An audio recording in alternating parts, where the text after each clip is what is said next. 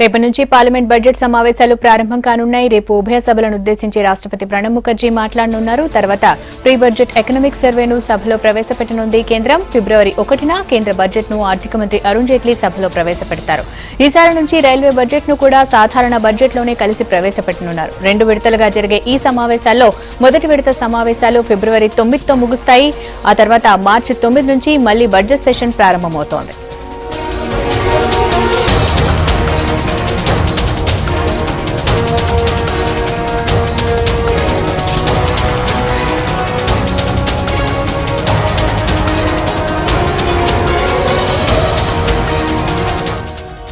ఇవాళ ఉదయం 11:30కు కేంద్రం ఆల్ పార్టీ మీటింగ్ నిర్వహించనుంది. పార్లమెంట్ సమావేశాల్లో ప్రభుత్వానికి సహకరించాలని విపక్షాలను కోరనున్నారు ప్రధాని మోడీ.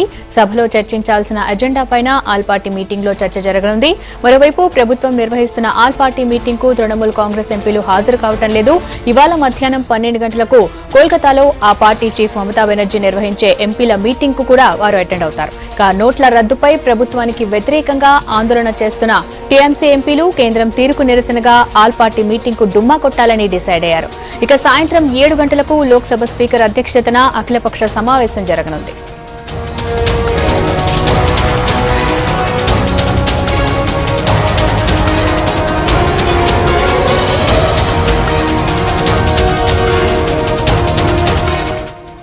ఐదు రాష్ట్రాల అసెంబ్లీ ఎన్నికలకు ముందు కేంద్ర బడ్జెట్ ను ప్రకటించడంపై విపక్షాలు అభ్యంతరం వ్యక్తం చేశాయి. ఎలక్షన్ కమిషన్ కు కంప్లైంట్ చేశాయి. అయితే కొన్ని షరతులతో బడ్జెట్ కు ఈసీ గ్రీన్ సిగ్నల్ ఇచ్చింది. ఎన్నికలు జరుగుతున్న రాష్ట్రాలపై ఎలాంటి ప్రత్యేక ప్రకటనలు చేయొద్దని కేంద్రానికి సూచించింది.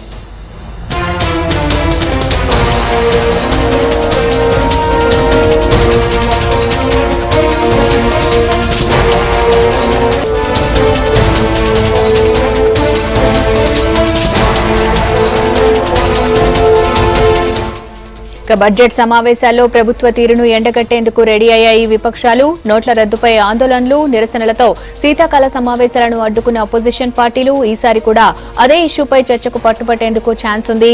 నోట్ల రద్దుపై సభలో ప్రధాని సమాధానం చెప్పాలని విపక్షాలు డిమాండ్ చేస్తున్నాయి. అయితే ప్రభుత్వం మాత్రం ఎదురుదాడి చేస్తోంది. చర్చ జరగడం విపక్షాలకు ఇష్టం లేదని చెప్తోంది. చర్చ జరిగేందుకు విపక్ష పార్టీలు సహకరిస్తే మధ్యలో ప్రధాని జోక్యం చేసుకుంటారని అంటోంది. దీంతో ఈసారి కూడా అధికార విపక్షాల మధ్య డైలాగ్ వార్ జరిగే ఛాన్స్ ఉంది.